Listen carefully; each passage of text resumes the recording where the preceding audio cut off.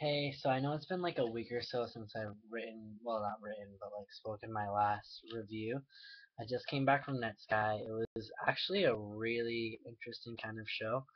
There was um lots of people. I went to the Middle East, that's where it was. Middle East is in Cambridge, and the date was Tuesday, April 9th. And what I've actually noticed from drum and bass shows opposed to dubstep shows is that there's a lot more like groovy people and a lot more like hippies at drum and bass shows as opposed to dubstep shows. So there was definitely a lot more people grooving, a lot more people dancing at Netsky's show as opposed to, I don't know, whoever, a big dubstep kind of person. And he didn't really have too many lights. He just kind of had like some strobes going on. He had his projection in the background. I don't know if it would be different if you see him somewhere else. Maybe if you see him live or something, like as opposed to just his DJ set. But it was pretty interesting. I also wanted to elaborate on a few other shows that I went to in the past week that I didn't really get to make videos on. The last person that I saw was on Sunday, not this Sunday, but last Sunday, which was March 31st, and that was modestep at the Paradise, not at the Paradise, at the Royale in Boston, and their set was actually really cool, really groovy. Everyone was really getting it. The track set that I had on their show, this was modestep. I don't know if I mentioned that, but I'll just mention it.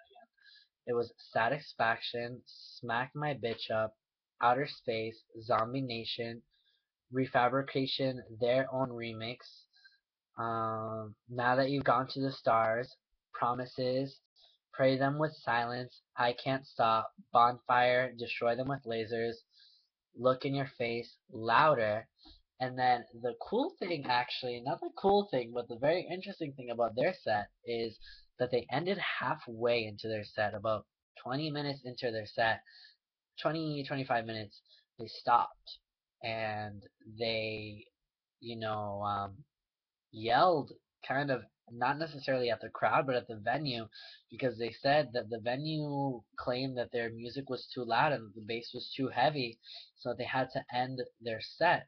They definitely cussed a little bit in their spiel, and what they said was like, F this venue, and we're never going to play here again. So that was pretty interesting. And it was also, since it was the day before April Fool's, I know a lot of people were kind of like, is this an April Fool's joke? Are they going to come out again? But they never came out again. So that was pretty cool. I mean, I've never experienced that ever at a set, which was really eye-opening. I was like, whoa, like, these people really are done. They don't.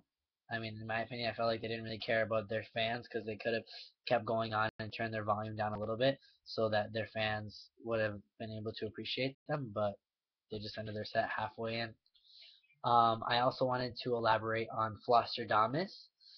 Um, in my opinion, I don't know if in other places there, because since it's two guys, their set might have been better, but in Boston it was a lot more people just like jumping around, going hard, but not necessarily dancing. There wasn't really people like in the background flowing around or anything, like grooving. It was more just people jumping up and down. And in my opinion, I felt like everyone there didn't really know too much music, or too much like electronic music. They were kind of at Flosstradamus because they knew like Original Dawn or like Harlem Shake or something. And the track set that I got from the Flosstradamus set, and mind you, these track sets aren't perfect. I don't know if they're right or wrong, but these are just the songs that I pick up on that I, you know, write down.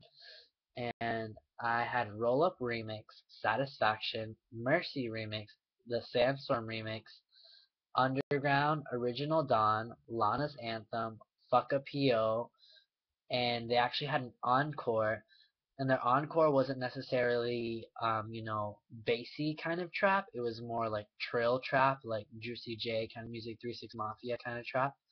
And it was Bands that Make Her Dance, and the MC actually said, that we crushed NYC, and NYC was the date before the Boston date. And they also said that the Boston date on their last tour was the best date on their whole last tour, which I thought was really cool because I actually went to the Flosstradamus tour before this one, and it was really, really cool. It was actually crazy. I actually have a ticket, and the date for their last tour was March. It's like right here. You probably can't see it. It was whatever that says. Oh, and it wasn't in March. It was October 12th, 2012, and they played March 30th. That's the set that I'm talking about. So it was pretty cool to like kind of know that Flash Thomas really likes Boston, and the encore was pretty cool. It was a lot more just like what I consider trill trap, which I said again is like Juicy J, 3 6 Mafia kind of trap, not so much like bassy kind of trap. And yeah, those two sets were really, oh no, the three that I talked about were really, really cool. If you guys want to check them out wherever your city is, I advise it. I mean, I've heard mixed reviews. I've heard, the Boston set, in my opinion, for Thomas wasn't that cool, but other people really loved it, and I know other people who saw Thomas in other places really liked it too. So, I mean, to each his own. The opinion is up to you. I highly recommend to see Netsky wherever you are. It was a really cool set, and modestep as well. Even though they ended 20-25 minutes into the set in Boston, it was still really cool and really groovy. So I'll try to keep up on this. I'm honestly such a procrastinator, but I'm gonna try to keep up on this, and I hope whoever's watching this, follows up on this, and maybe you can tell your friends about it if the use. But yeah, it's the start of spring, and there's a lot more shows and a lot more festivals to come. Bye.